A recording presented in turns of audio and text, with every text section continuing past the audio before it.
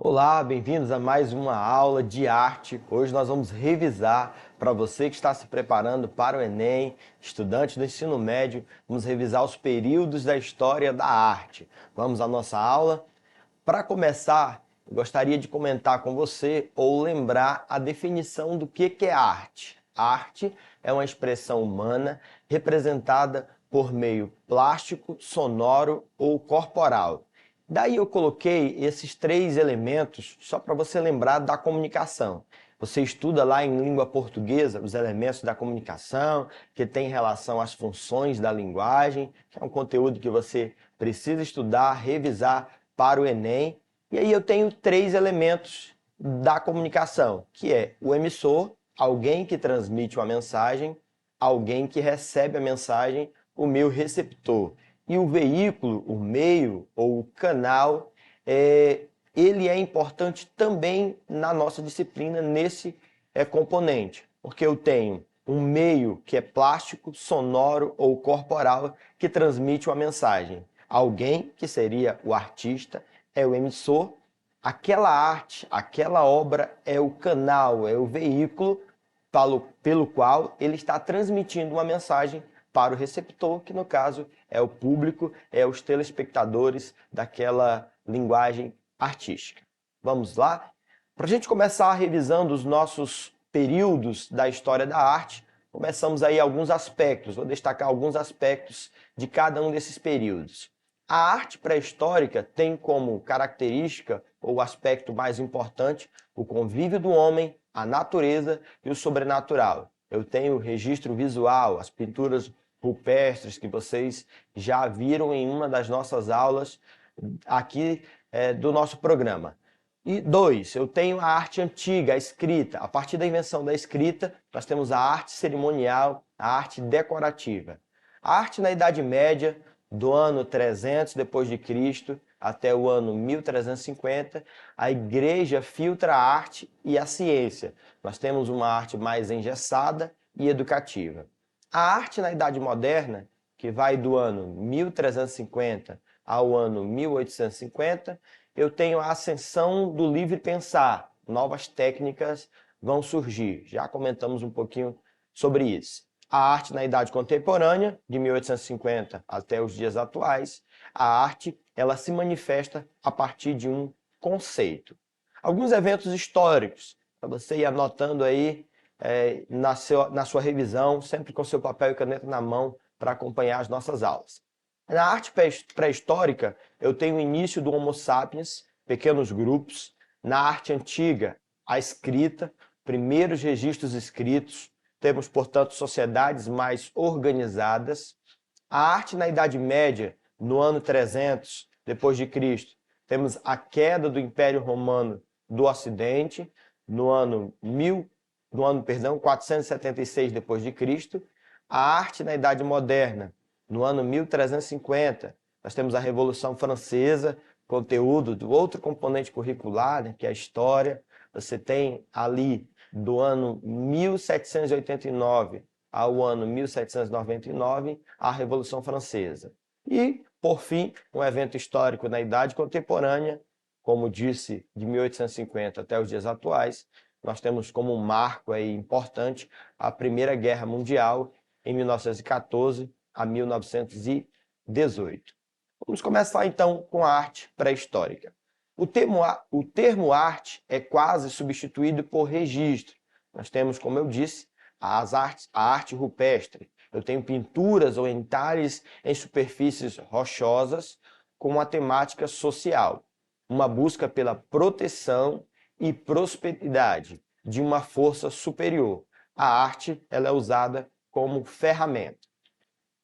A arte na antiguidade. Manifestações artísticas desde a invenção da escrita até a Idade Média. A arte era usada como uma ferramenta de registro. Batalhas de reis, história do país, rituais religiosos e ornamentação de construções, templos, túmulos e casas de aristocratas. Os destaques é o Egito, a Grécia e Roma, que já nós comentamos. Sempre embaixo eu coloquei aí para você acompanhar uma das obras de cada um desses períodos. Nesse caso, na arte, na antiguidade, eu tenho aí o dorso mulher grega, de um desconhecido, mas que representa um pouco dessa arte desse período. Então, vamos o destaque para a arte greco-romana. Estética, parte da filosofia que faz uma reflexão sobre a beleza, surgida na Grécia, amplamente discutida por Aristóteles, Platão e Sócrates. Estética, gente, se tornou ciência no século XVIII. Literalidade, o escultor busca fazer uma reprodução fiel do modelo à sua frente, inclusive as imperfeições. Mais uma vez, uma obra, eu tenho o retrato do imperador romano Tibério, arte romana do século I depois de Cristo. Arte na Idade Média, como disse no ano 300 depois de Cristo, é arte medieval. Igreja e o Estado se unem. Talvez você consiga associar aí lá a sua aula de história, por exemplo, fazer uma relação, fazer um diálogo. Eu sempre tenho destacado nas nossas últimas aulas de arte esse diálogo ou essa interação, as intertextualidades que as disciplinas, que os nossos componentes vão se relacionar. Por exemplo, você vai relacionar a arte com a literatura, com a história, com as outras linguagens, correto? Então, lá na história, você estuda, por exemplo, que por volta do ano 384 ao ano 390 depois de Cristo, a Igreja Católica ou o cristianismo se tornou a religião oficial de Roma. Por isso, a arte medieval ela tem essa influência ou essa participação da igreja. A igreja filtra toda a arte e a ciência, a arte torna-se ferramenta de ensino religioso, nós temos um analfabetismo da maioria da população, portanto o acesso à educação nesse período é limitado. Somente a arquitetura românica, gótica e a notação musical tiveram seu desenvolvimento. Maior retrocesso é considerado entre os estudiosos, especialistas da arte e da cultura como um todo, nós temos o maior retrocesso da arte na história. Vamos avançar. Temos na Idade Moderna o antropocentrismo, nós comentamos sobre isso na aula do Renascimento, o antropo, o homem como centro, movimentos, o Renascimento do século XIV ao século XVII, o Barroco do século XVII ao século XVIII, o Rococó no século XVIII. Para você lembrar, uma dica para você lembrar desses três movimentos, use a sigla ou a palavra barreiro, que aí você associa a esses três movimentos, Barroco, o Renascimento e o Rococó. Nós nasce a perspectiva, contrastes e o esfumato. Para quem ainda não estudou ou é uma palavra diferente para você, o esfumato é como se fosse o degradê, né? Você utilizar o degradê em uma obra, em uma pintura, por exemplo, em um desenho, você utiliza aquele degradê, isso é um esfumato. Temática. Temática livre, como temas mitológicos, o uso da literalidade da forma e a composição, os planos. Nasce a pintura a óleo no século XV, mais brilho, tempo de secagem mais lento e pode-se editar. Surgem os mecenas. Nós comentamos nas nossas últimas aulas sobre os mecenas, que eram como se fossem patrocinadores desses artistas. Esses artistas recebiam ajuda, auxílios financeiros, e eles produziam essas obras de arte que eram destinadas a esses mecenas. Como eu disse, fiz uma inferência, etimologicamente você tem, hoje utilizamos em língua portuguesa, a palavra mercenário, que tem uma origem aí nos mercenos. Vamos lá.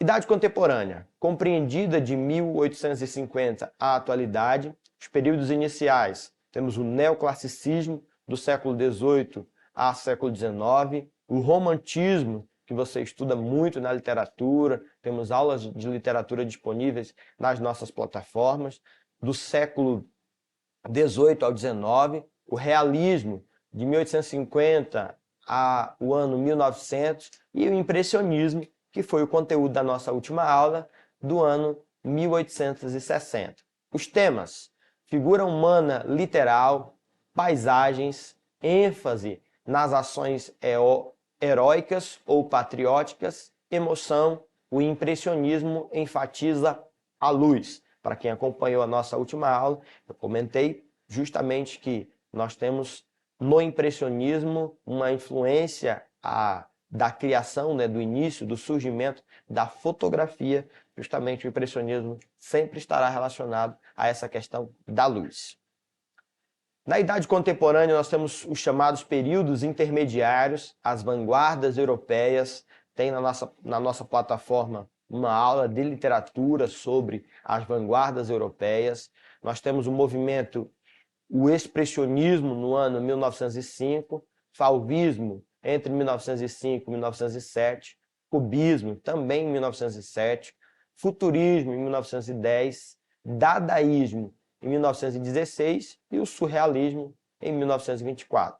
Nós temos nesse período um abandono das rígidas regras figurativas, dando ênfase à expressão individual. Sempre que falamos de vanguardas, lembrem-se desses movimentos de ruptura, de quebra de um padrão. Toda arte, toda literatura contemporânea, ela traz essa característica de romper com um padrão engessado, com um padrão que não abordava, por exemplo, temáticas da atualidade, e isso na contemporaneidade. A arte contemporânea, a música que você escuta no seu fone de ouvido, você escuta uma música que trata de temas da atualidade, são temáticas livres. Numa mesma playlist, você escuta músicas que trabalham temáticas diversas. O mesmo artista, ele produz hoje em dia, na nossa contemporaneidade, uma arte, por exemplo, pinturas que tratam de inúmeras temáticas, o que antes desses períodos, antes dessas vanguardas, isso não era possível.